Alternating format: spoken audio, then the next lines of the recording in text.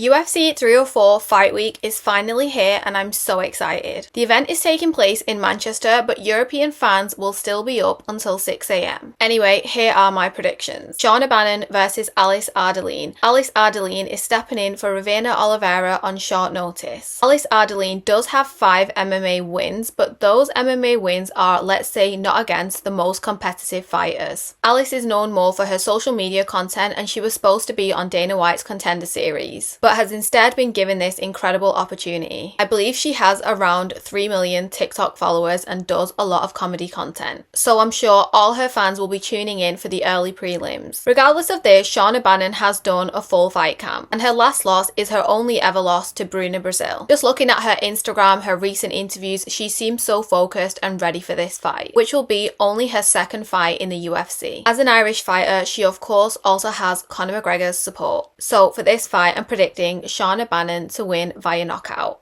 So I'm going to do a bit of a jump and go to the prelims, Molly McCann versus Bruna Brazil. So Molly McCann is now fighting at strawweight and did really well in her last fight against Diana Belbita, with a first round armbar submission win. Molly has a lot of power and energy and has quite an unorthodox fighting style, which could be a problem for Bruna Brazil. She also has that incredible signature spinning elbow, which I'm sure she'll be using. Also, she does have more experience in the UFC than Bruna Brazil. I think she'll be doing all she can and she'll have the crowd's support in Manchester, which is not too far from her hometown of Liverpool. I've been watching a few of her interviews and her new show, and she's really been working on her jiu-jitsu skills. So I think her jiu-jitsu grappling skills will outdo Bruna Brazil's. So I'm going to go with a submission win for Molly McCann. Moving on to the main card, we have Arnold Allen versus Giga Chikadze. So I'm really looking forward to this fight. Arnold Allen is such a well-rounded fighter. He's looked so powerful in all of his last fights. In the last round of his fight against Max Holloway, he was throwing some really powerful shots. And his last fight against the undefeated Movsar Evloev was actually really close. I'd say Arnold Allen has come up against tougher competition than Giga recently. Giga is coming off a win against Alex Caceres about 10 months ago, and Alex actually broke his arm in the first round of that fight defending one of Giga's kicks. So Giga's kicks could be a problem. But going back to the stats, maybe age could play a factor in this fight. I've been keeping up with Arnold Allen's vlogs on YouTube and he seems really focused and he's been really adjusting to that time change, such as doing boxing sessions at 3 AM. Whereas Giga did have an interesting take on how he'd be preparing for the 4 AM start time. Here's what he had to say in a recent interview. I'm gonna go there, sleep in the daytime, wake up in the AM, go hit the club, get a couple of shots and take a business after, you know. But looking back on it all, I think I'm going to go for a decision win or submission win for Arnold Allen. Then we have Muhammad Mokaev versus Manel Kape. Muhammad Mokaev actually trains and lives in Manchester, so I'm sure that's perfect for him and he'll have all his support. But of course, he'll also be having to adjust to the time change. So Muhammad Mokaev is undefeated and from Dagestan, so that is already impressive and makes me automatically think he's going to win. But Manel Kape has been great recently on a 4-fight win streak. Manel Kape has really great striking, but Mokaev's grappling and pressure could cause him problems. I really think Muhammad Mokaev will continue his win streak and remain undefeated, so I'm going to go for a submission win for Muhammad Mokaev. So then we have Paddy Pimblett versus Bobby Green, who's now changed his name to King Green and it's updated on the UFC website. Paddy Pimblett has already commented on this, saying that he will not be calling Bobby Green King. Bobby, lad, he was born Bobby, he was christened Bobby, and his mum and dad call him Bobby. His name's Bobby.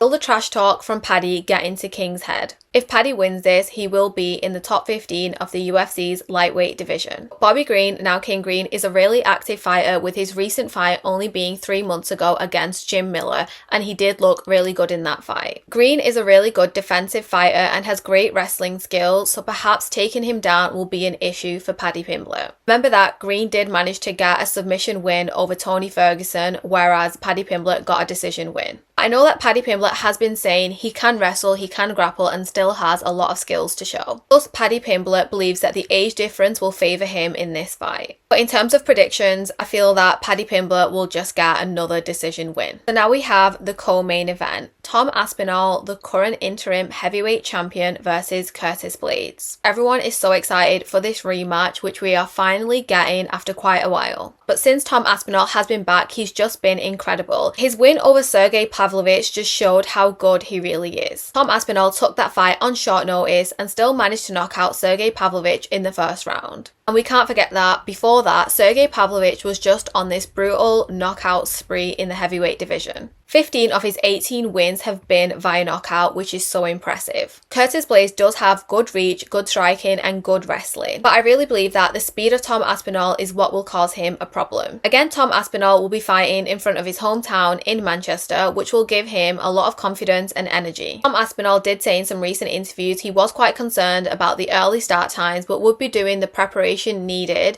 in order to adjust for this, and would be getting some tips from Leon Edwards. I mean, his ring walk could possibly be at 5 AM UK time, but I'm sure he will have done all the preparation for this. I was watching the latest UFC 304 embedded episode and he looks so confident and relaxed. So I'm sure that we will get to see Tom Aspinall get another knockout win this Saturday. So finally we have the main event, Leon Edwards versus Belal Muhammad for the welterweight title. This is another rematch we've all been wanting to see, especially after that horrific eye poke to Belal in their first match. Belal is finally getting his title shot after a 9-fight winning streak. But then again, Leon is on a 13-fight winning streak. Leon is very quick on his feet and has some great knees and kicks that could cause Belal some damage. But I definitely see that Belal will be looking to tire and pressure Leon with a lot of takedowns and grappling. So I saw this interview that Belal did recently with CBS Sports, and he talked about how UFC Hall of Famer Khabib Nurmagomedov has been helping him train and prepare. He also said that Khabib has given him a game plan for the fight. So I really can't wait to see what different skills Belal will have on Saturday.